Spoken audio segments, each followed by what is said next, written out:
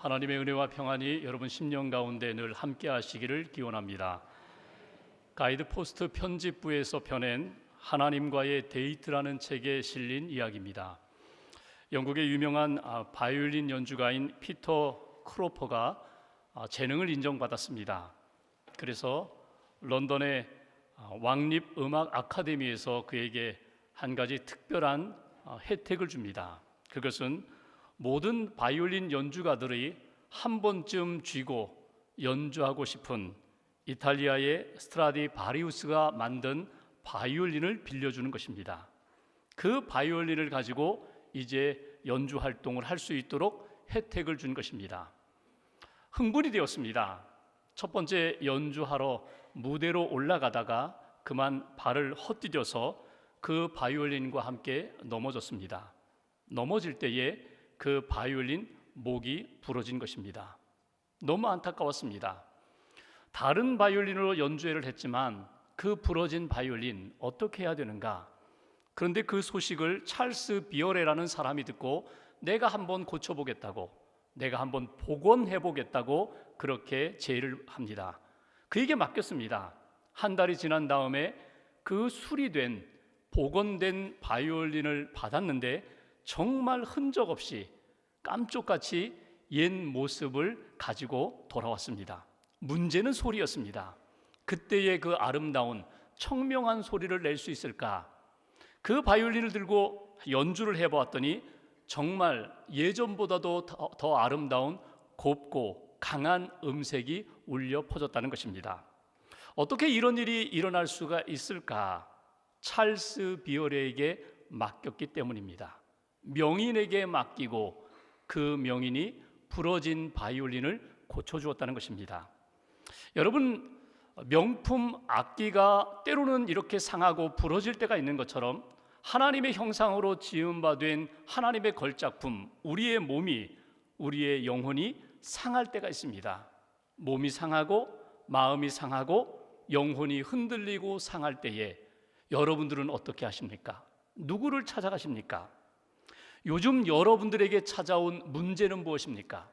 내 마음을 어둡게 하고 내 마음을 흔들고 두렵게 하고 불안케 하는 문제는 무엇입니까? 여러분들은 그 문제를 안고 누구를 찾아가십니까?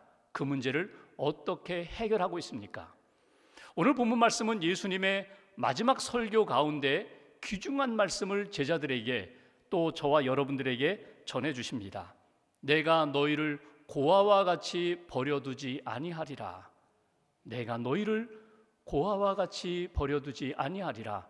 여러분, 이 말씀은 지금 제자들에게 그리고 오늘 예배드리는 저와 여러분들에게 주시는 하나님의 음성입니다. 내가 너희를 버리지 아니하리라. 내가 미래에 약속을 주리라. 주 안에서 사랑을 확인시켜 주리라. 내가 너에게 준 말씀을 붙잡고 순종하며 믿음으로 승리하라고 주시는 하나님의 음성을 듣고자 합니다. 먼저 18절 말씀을 다시 한번 봉독하겠습니다. 18절 한 절을 같이 봉독합니다. 내가 너희를 고아와 같이 버려두지 아니하고 너희에게로 오리라. 아멘. 여기 고아라는 표현이 있습니다. 아버지 어머니가 먼저 돌아가시고 이 땅에 홀로 남아있는 어린 아이들, 고아입니다. 그런데 여러분 한번 생각해 보십시오. 그 고아보다 어머니 아버지가 살아 계신데 버림받은 그런 고아 아닌 고아가 있습니다. 나를 버렸습니다. 부모님이 세상을 떠나는 것도 아픔이고 슬픔이지만 자기를 버리고 떠난 그 부모, 어딘가 이 땅에 살아있는데 자기를 버린 그 부모에게 받은 상처는 세상을 떠난 부모 잃은 고아보다 더 큰 아픔과 상처를 안게 됩니다. 오늘 제자들의 모습이, 마음이 바로 그렇다는 것입니다. 3년 동안 예수님을 따라다녔는데 어느 날 예수님이 내가 십자가를 지리라, 내가 떠나리라, 그 말씀으로 예수님이 떠나시겠다는 것입니다. 제자들이 어둡습니다. 무겁습니다. 불안합니다. 두렵습니다. 주님이 우리를 버리시는 것 아닌가? 주님이 우리를 떠나시는 것 아닌가? 우린 버림받은 존재들이 아닌가? 이런 두려움 가운데 있는 그들을 향하여 예수님이 주시는 말씀이 내가 너희를 떠나지 아니하리라, 너희를 고아처럼 버리지 아니하리라 주신 말씀이 오늘 말씀입니다. 한번 여기 18절 끝부분을 보십시오. 내가 너희를 떠나지 버리지 아니하리라 말씀하시면서 너희에게 오리라 이렇게 말씀하십니다. 19절 20절 함께 봉독하겠습니다. 조금 있으면 세상은 다시 나를 보지 못할 것이로되 너희는 나를 보리니 이는 내가 살아있고 너희도 살아있겠음이라. 그날에는 내가 아버지 안에 너희가 내 안에 내가 너희 안에 있는 것을 너희가 알리라. 아멘. 여기 18절 끝부분에 너희에게 오리라, 또 19절에는 너희는 나를 보리라, 그리고 20절 끝부분에 너희가 알리라, 미래형으로 약속해 주시는 주님의 말씀을 우리가 듣게 됩니다. 여기 첫 번째 주시는 메시지가 있어요. 지금 마음이 무겁고 어두운 제자들을 향하여 주님이 위로하시는데 이렇게 위로하십니다. 약속의 말씀으로 위로하신다는 것입니다. 그래서 약속을 믿고 기억하라고, 약속의 말씀을 붙잡고 기대하라고, 하나님은 그 약속대로 반드시 이루시겠다고 주님이 말씀하시는 내용입니다. 우리가 요한복음 말씀을 읽고 있습니다. 요한복음 14장, 15장, 16장은 예수님의 마지막 제자들에게 주신 설교인데, 유언과 같은 설교인데, 지금까지 읽은 말씀을 정리해 보면은 모든 설교가 약속으로 이루어졌습니다. 너희는 마음에 근심하지 말라, 하나님을 믿으니 또 나를 믿으라. 이렇게 요한복음 14장 1절에 시작하면서 2절 3절에 내가 너희를 위하여 거쳐 처소를 예비하러 간다, 천국을 예비하러 간다, 그리고 내가 다시 와서 너희를 나 있는 곳으로 데려갈 것이야, 천국으로 인도할 것이야, 약속입니다. 13절 14절에는 내 이름으로 기도하면 내가 행하리라, 내가 응답하리라, 약속입니다. 16절 17절에 내가 또 다른 보혜사, 내가 보혜사지만 내가 너희들을 보호하고 너희들에게 은혜를 베풀고 내가 너희들을 가르치는 보혜사지만 또 다른 보혜사 성령을 너희에게 보내주리라, 약속입니다. 지금 예수님이 제자들에게 하시는 모든 말씀, 설교는 약속으로 나타나는 것을 보게 됩니다. 이것은 제자들에게만 주시는 말씀이 아니라 오늘 저와 여러분들에게도 주시는 말씀입니다. 약속을 붙들어라, 약속의 말씀을 믿고 기억하고 기다리라. 약속을 기억하는 것, 약속을 믿는 것, 그것이 곧 믿음이라고 우리에게 가르쳐 주십니다. 성경은 약속의 책입니다. 구약, 옛 약속, 신약, 새로운 약속, 그리고 하나님은 약속하신 것에 대하여 반드시 성취하시는 분이라고 성경은 우리에게 가르쳐 주고 있습니다. 믿음의 사람 아브라함을 보십시오. 창세기 12장에 그가 하나님의 부름을 받습니다. 본토 친척 아비집을 떠나 내가 너에게 지시할 땅으로 가라. 믿음으로 순종하고 그가 가나안 땅에 도착하게 됩니다. 그런데 처음 하나님의 부름을 받았을 때에 하나님께서 너 떠나라고 하시면서 주신 약속이 하나 있습니다. 내가 너로 큰 민족을 이루리라. 내 후손이 하늘의 별처럼 바다의 모래처럼 그렇게 많아지리라. 그런데 아들은 없었거든요. 시간이 지나요. 시간이 지나는데도 아들은 없어요. 그때마다 흔들릴 때에 하나님이 약속을 확인시켜 주십니다. 몇 번에 걸쳐서 내가 너로 큰 민족을 이루리라, 내가 너에게 아들을 주리라, 내가 너로 하여금 큰 민족, 큰 후손을 허락하리라. 약속은 계속해서 반복해서 주시는데 자녀는 없어요. 그래서 아브라함이 어느 날 내 종 엘리에셀이 나의 상속자입니다, 그냥 아들 삼겠습니다, 하나님이 아니라고 하십니다.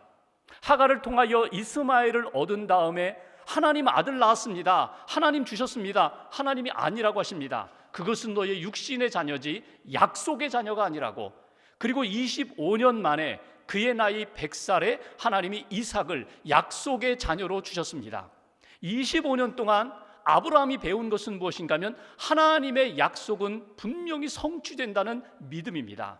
약속을 붙잡아라, 약속을 믿어라, 약속을 기억하라, 약속을 기대하라. 이것이 아브라함의 인생 가운데 있었던 하나님이 주신 약속과 성취입니다. 예언서를 보십시오. 구약의 많은 예언자들의 선포는 크게 두 가지입니다. 하나는 망하리라, 너희들 하나님을 떠났기 때문에, 우상을 숭배했기 때문에 너희들은 반드시 망하리라. 지금 망할 것 같지 않아요. 지금 잘 먹고 잘 살 수 있어요. 잘 살고 있는데 하나님이 말씀하십니다. 너희들은 반드시 망하리라.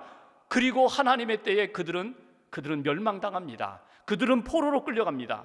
하나님이 또 예언자를 통하여 말씀하세요. 어떤 약속 주세요? 내가 너희들을 회복시키리라, 너희들을 살리리라, 너희들을 돌아오게 하리라. 그 약속을 받은 하나님의 백성들이 그 약속을 붙잡고 소망 가운데 있을 때 정말 하나님의 때에 그들을 회복시키신 것을 우리가 보게 됩니다. 오늘 성경 말씀을 통하여 우리들에게도 약속을 하십니다. 내가 너희에게 주는 이 말씀을, 이 약속을 놓치지 말고 붙잡아라. 그 약속의 말씀 반드시 이루어지리라. 그 믿음을 가지고 살라고 우리에게 말씀하십니다. 오늘 예수님이 말씀하십니다. 내가 너희에게로 오리라. 너희를 고아와 같이 버리지 아니하고 반드시 너희에게로 오리라. 여러분, 여기 오신다고 하는 표현은 무엇을 말하는 것일까요? 물론 가까이에는 예수님이 십자가 지시고 돌아가셨다 3일 만에 부활하셔서 부활의 몸으로 예수님이 제자들에게 오리라, 나타나리라, 그런 의미도 있지만 정말 중요한 것은 그 부활 이후에 약속하시고 약속대로 성령, 보혜사 성령을 보내주신 사건을 말씀합니다. 20절 말씀 보실까요? 20절 제가 봉독하겠습니다. 그날에는 약속이 성취되는 날, 약속이 응답받는 날, 그날 내가 아버지 안에 너희가 내 안에, 내가 너희 안에 있는 것을 너희가 알리라. 약속이 이루어지는구나. 약속대로 하나님이 우리에게 오셨구나.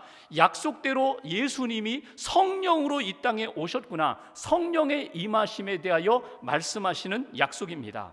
성령이 임하면 너희가 권능을 받고 예루살렘, 온 유대, 사마리아 땅끝까지 증인될 거야. 능력의 사람이 될 거야. 그러니 내가 너희에게 약속한 것을 너희들이 놓치지 말아라. 간직해라, 기억하라, 믿음으로 기다리라. 이것이 오늘 제자들에게 주신 말씀입니다. 아무것도 이루어진 것 없지만 약속 하나만 붙잡으면 반드시 이루어질 거야. 그 믿음으로 기대하라고. 이모당이라는 분이 있습니다. 중국 출신으로 하버드 대학 교수를 지낸 분입니다. 이분이 어렸을 때는 교회를 다녔지만 젊은 시절 또 대학 교수로 있으면서 40년 동안 그는 불신자로 살았습니다. 무신론자로 살았습니다. 많은 책을 썼고 강연을 했지만 모두가 다 하나님 없는 그런 이론들과 생각을 펼친 내용들이었습니다. 그가 40년 만에 돌아왔습니다. 그리고 그는 이렇게 이야기합니다. 내가 지난 40년 동안 산 것은 고아와 같은 생활이었습니다. 하나님을 부정하고 사는 것은 고아와 같은 것입니다. 이제 탕자가 아버지께로 돌아오는 것처럼 내가 이제 주님께 돌아왔습니다. 여러분, 인생을 살아가면서 지식도 있어요, 건강도 있어요, 재물도 있어요, 능력도 있어요. 그런데 하나님을 모른다면 그는 고아와 같은 인생이라는 거예요.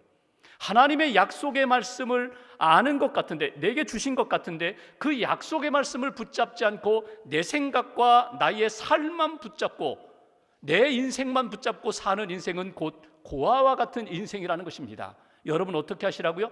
하나님이 지금도 우리에게 주신 약속을 붙잡고 약속을 기억하면서 주님께 돌아오라는 거예요. 반드시 내가 너에게 약속한 것을 이루리라. 성경을 통하여, 성령님을 통하여, 그리고 사건을 통하여 하나님이 내게 약속해 주신 것 놓치지 말고 붙잡고 사는 인생, 그것이 오늘 제자들에게 주신 위로의 말씀이고 오늘 예배드리는 저와 여러분들에게 주시는 하나님의 메시지입니다. 두 번째로 21절 말씀 보십시오. 21절 한 절을 같이 봉독합니다. 나의 계명을 지키는 자라야 나를 사랑하는 자니 나를 사랑하는 자는 내 아버지께 사랑을 받을 것이요 나도 그를 사랑하여 그에게 나를 나타내리라. 아멘. 여기 보시면 나를 사랑하는 자는, 나를 사랑하는 자는, 주님을 사랑하는 자는, 주님께서 약속하신 성령이 내 안에 오셔서 그 성령이 내 안에 계심을 확인하고 성령님을 사랑하는 자는, 창조주 하나님을 사랑하는 자는 하나님께서 그 사랑 가운데 더 크고 놀라운 일들을 베풀어 주시리라. 여기 강조하는 것은 두 번째 우리에게 주시는 교훈, 주님을 사랑하라는 거예요. 그냥 형식적으로 사랑하는 것이 아니라 진심으로 사랑하는 거예요. 내 마음을 다하여, 뜻을 다하여, 힘을 다하여 하나님을 사랑하라. 나를 사랑하시는 그분을 진심으로 사랑하라고. 핵심은 사랑에 있다고. 여러분, 인격과 인격이 만나서 서로 함께 산다는 것, 함께 동행한다는 것, 여러분 가장 필요한 것이 무엇일까요? 물론 목적이 같고 방향이 같고 가치관이 같은 것 중요합니다. 같은 방향을 향하여 같은 길을 걸어가는 것 중요합니다. 부부로 이야기해 볼까요? 만났어요. 그리고 사랑해요. 결혼했어요. 한 집에서 먹고 자고 함께 생활해요. 그런데 다 있는데 사랑이 점점 식어져 갑니다. 나중에 사랑을 느끼지 못합니다. 불행한 부부죠. 여러분, 성령님은 인격으로 우리에게 오셨습니다. 예수님은 인격으로 우리에게 오셨습니다. 인격의 하나님이십니다. 하나님과 함께 살아간 우리들, 하나님이 우리 안에 계시고 우리가 하나님 안에, 예수님이 우리 안에 계신다는 것을 늘 확인하며 살아가는 가운데 우리에게 꼭 필요한 것이 무엇일까요? 그것은 사랑의 교감입니다. 사랑을 받을 줄 알고 사랑을 느낄 줄 알고 그리고 사랑을 할 줄 아는, 사랑을 표현할 줄 아는 그런 관계 속에서 신앙생활이 이어져야 한다는 거예요. 분명히 주님이 우리 안에 계신다는 것을 내가 머리로는 아는데 느껴지지가 않아요. 가슴이 뛰지가 않아요. 여러분, 이런 경우 어떻게 해야 합니까? 주님의 사랑을 확인하셔야 돼요. 믿음으로 고백하셔야 돼요. 사랑의 찬양, 주님께 고백의 찬양을 부르셔야 돼요. 말씀을 자꾸 하나님의 사랑에 대한 말씀을 묵상하셔야 돼요. 그리고 하나님이 나를 사랑하시는 것을 여러분 느끼셔야 돼요. 여러분, 마치 내가 하나님 앞에 앉아서 고요히 주님이 말씀하실 때까지, 주님이 만져주실 때까지, 주님이 내 안에 오셔서 위로해 주실 때까지 그 사랑을 기다릴 줄 아는 사람, 오늘 주님을 사랑하는 하나님의 사람으로 설 때에 너희가 어두움 가운데, 갈등 가운데, 고난 가운데서 일어설 수 있다고 예수님이 제자들에게 말씀해 주시는 것을 보게 됩니다. 특별히 21절 후반부를 보면 마지막에 이렇게 표현합니다. 나를 사랑하는 자 아버지 사랑을 받을 것뿐만 아니라 나도 그를 사랑하여 그에게 나를 나타내리라. 나타낸다는 게 뭐예요? 신부가 베일을 들어 올려서 얼굴과 얼굴 선명하게 보는 것처럼 전에는 희미했지만 사랑하면 사랑할수록 하나님의 사랑이 더 크고 강하게 선명하게 다가와요. 주님 나를 이렇게 사랑하시는구나. 주님 나에게 이렇게 은혜를 베풀어 주시는구나. 그래서 내가 주님의 사랑을 깨닫고 더 깊이 더 뜨겁게 사랑하는 그런 하나님의 사람이 되는 것. 중세시대의 교회 지도자 가운데 성 버나드라는 분이 있습니다. 이분이 하나님의 사랑에 대한 글을 많이 썼는데 이분은 이렇게 표현해요. 왜 우리가 하나님을 사랑해야 되는가? 왜 우리가 예수님을 사랑하고 성령님을 사랑해야 되는가? 하나님은 사랑의 본체가 되시기 때문에, 성령님은 사랑 그 자체이시기 때문에, 또 하나 그 하나님이, 그 성령님이 우리를 먼저 사랑해 주셨기 때문에 우리가 사랑으로 응답해야 합니다. 그러면서 하나님을 사랑하는 단계가 있다는 거예요. 4단계가 있는데 여러분은 지금 어느 단계에 서 있는지 한번 점검해 보십시오. 하나님을 사랑하는 첫 번째 단계는 자기를 위하여 자기를 사랑하는 단계가 있습니다.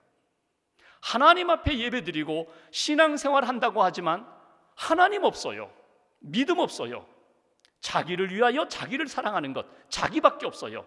그런 사랑의 단계가 있고, 이기적인 자기중심의 사랑의 단계가 있고, 두 번째 단계는 자기를 위하여 하나님을 사랑하는 단계가 있어요. 하나님이 보여요. 하나님이 느껴져요. 그런데 모든 동기와 중심은 항상 자기중심적입니다. 그래서 하나님을 사랑한다고 하면서 하나님을 진정으로 사랑하는 것이 아니라 하나님을 이용하려고만 해요.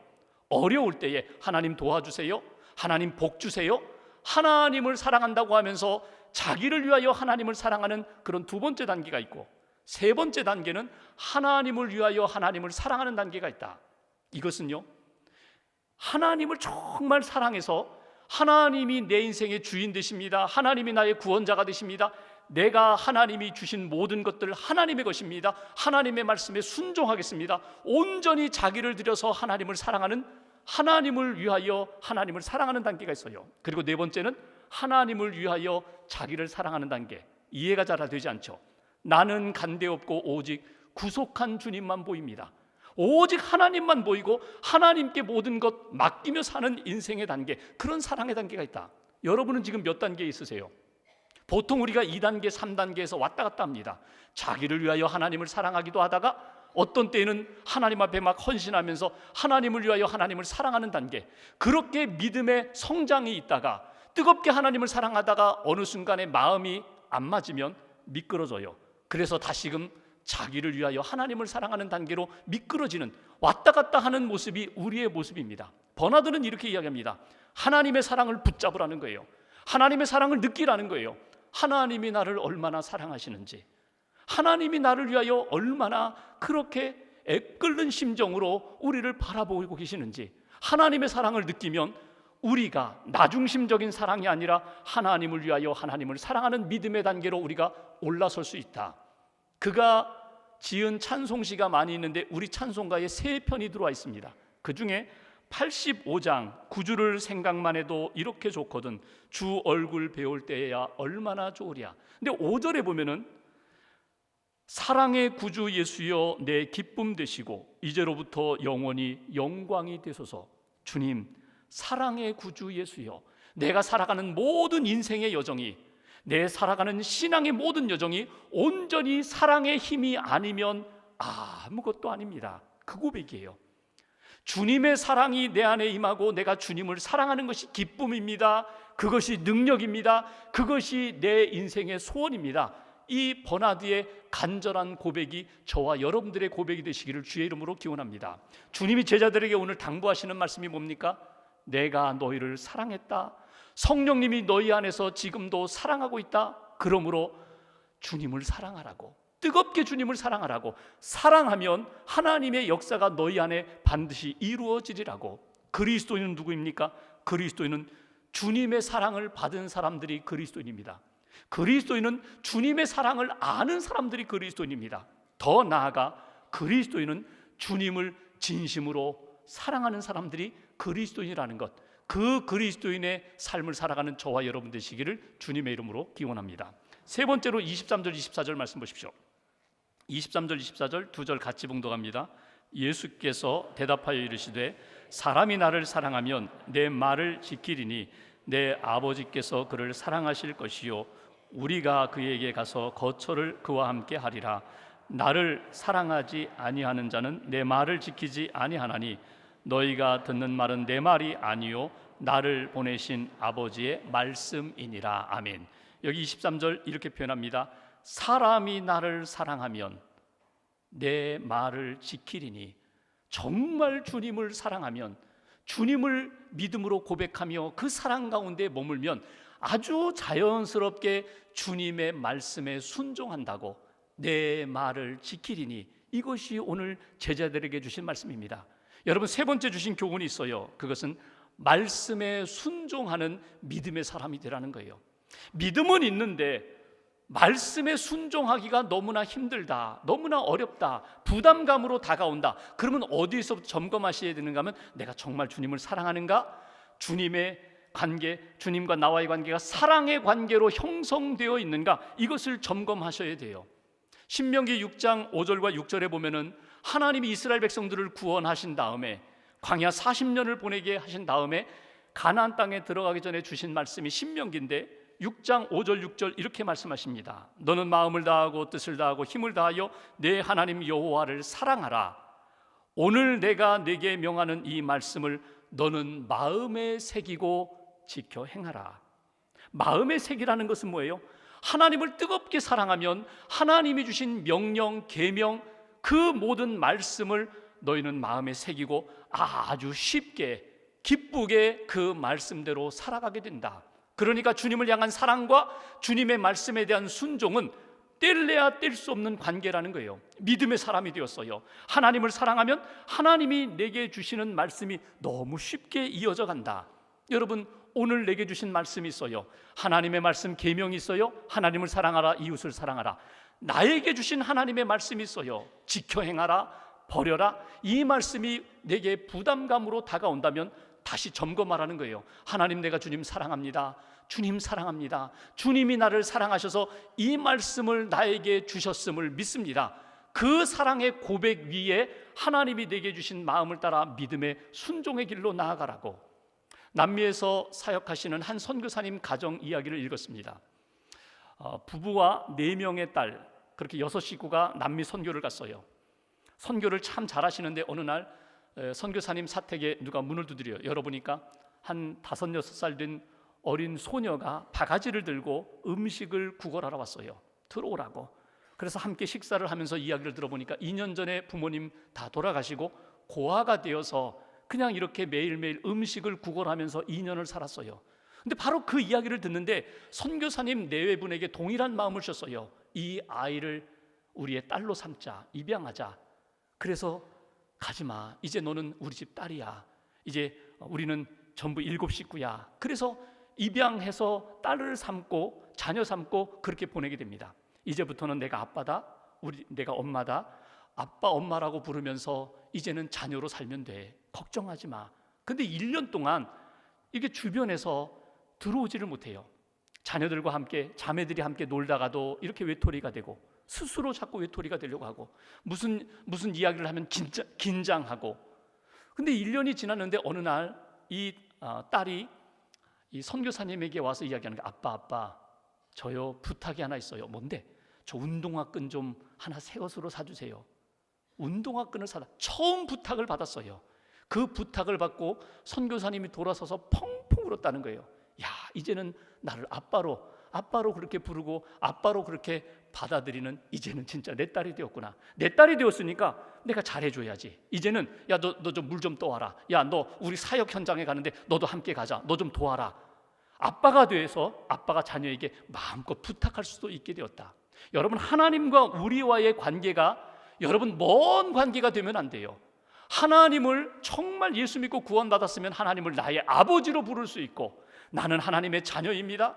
나는 하나님의 자녀입니다. 구원받은 백성, 하나님의 자녀입니다. 내 주변에 있는 형제들, 성도들, 우리는 한 형제입니다. 그리스도 안에서 한 형제 자매입니다. 이 믿음으로 살아가는 것, 그리고 하나님이 우리에게 말씀하시는 것은 다 우리를 아시고 나보다 나를 더 잘 아시는 하나님이 할 수 있기 때문에, 해야 하기 때문에, 이것이 하나님의 뜻이기 때문에 우리에게 주시는 말씀을 사랑 안에서 소화하면서 감당하는 것, 이것이 믿음의 사람들이 걸어가는 하나님이 기뻐하시는 인생이라는 거예요. 라이온 킹이라는 영화 보셨어요? 25년 전에 만든 영화인데 금년에 다시 컴퓨터 그래픽으로 실사 영화로 다시금 만들었죠. 그 라이온 킹에 보면은 뭐 그것이 신앙적으로 맞지 않는다 뭐 이런 부분도 많아요. 근데 제 마음속에 한 가지 이렇게 참 인상 깊은 장면이 있어요. 그건 뭐냐면, 그 왕은 죽고, 그 라이온 킹 무파사 왕은 죽고, 그의 아들 어린 새끼 왕자 그 심바가 도망을 갔다가 성장한 후에 원숭이가 찾아와 가지고 그 심바의 정체성을 깨워주는 그런 장면이 있습니다. 물가로 인도합니다. 호숫가에 가서 물에 비친 자기의 얼굴을 보여줍니다. 그리고 이렇게 이야기합니다. 내 아버지는 지금 내 속에 살아계신다. 내 아버지가 지금 내 속에 살아계신다. 그 얘기 뭐냐면, 너 여기에서 멀리 도망와서 여기서 그냥 히히낙낙거리면서 그냥 이렇게 놀고 먹고 쉬고, 너는 이런 존재가 아니야. 너는 왕국을 회복할 왕의 아들이야. 너는 왕자야. 너는 왕이 되어야 해. 이렇게 정체성을 일깨워주는 이야기를 합니다. 바로 그 순간에 하늘에서 아버지, 그 라이온 킹 아버지의 음성이 들려요. 여러분 영화 보신 분들 기억하시죠? 아버지가 그 아들에게 이렇게 얘기합니다. Remember who you are. You are my son. 너는 너 자신이 누구인지를 기억하라. 너는 내 아들이야. 너는 나의 아들이야. 여러분, 우리가 신앙생활하면서 정말 고난 가운데 있을 때, 낙심될 때에, 막 하나님의 사랑이 의심되고 흔들릴 때에 하나님이 우리에게, 성령님이 우리에게 말씀하시는 그 음성을 여러분 들을 수 있어야 합니다. 너는 누군지 아니? 너는 누군지 아니? 너는 내 아들이야. 너는 내 아들이야. 너 자신이 누구인지를 기억해. 너 자신이 누구인지를 잊어버리지 마. 너는 하나님의 자녀야. 너는 하나님의 백성이야. 너는 왕같은 제사장이야. 너는 선택받은 하나님의 백성으로 하나님의 손에 붙들림 받은 존재야. 여러분, 하나님이 주시는 음성을 분명히 듣고, 그래 내가 하나님의 자녀지, 하나님의 사랑받은 자녀지, 그 믿음으로 다시 한번 일어설 수 있는 하나님의 백성들 되시기를 주님의 이름으로 기원합니다. 말씀을 마무리하면서 오늘 예수님이 제자들에게 위로하시며 주셨던 말씀은 오늘 예배를 드리며 하나님께서 다시 한번 저와 여러분들에게 주시는 음성입니다. 그리스도인은, 하나님을 믿고 예수님을 믿고 그의 구원받은 백성들은 주님의 약속을 믿고 기억하며 사는 존재입니다. 그리스도인은 예수님의 사랑을 받고 주님을 사랑하고 주님이 내게 말씀하시는 그 모든 말씀에 믿음으로 순종하며 나아가는 하나님의 사람들입니다. 오늘도 내게 주신 말씀을 가슴에 새기면서 주님 이 일을 감당할 수 있도록 힘을 달라고 기도하며 하나님이 기뻐하시는 아름다운 역사에 쓰임받는 그런 믿음의 인생, 복된 인생 걸어가시기를 주님의 이름으로 축원합니다. 기도하겠습니다.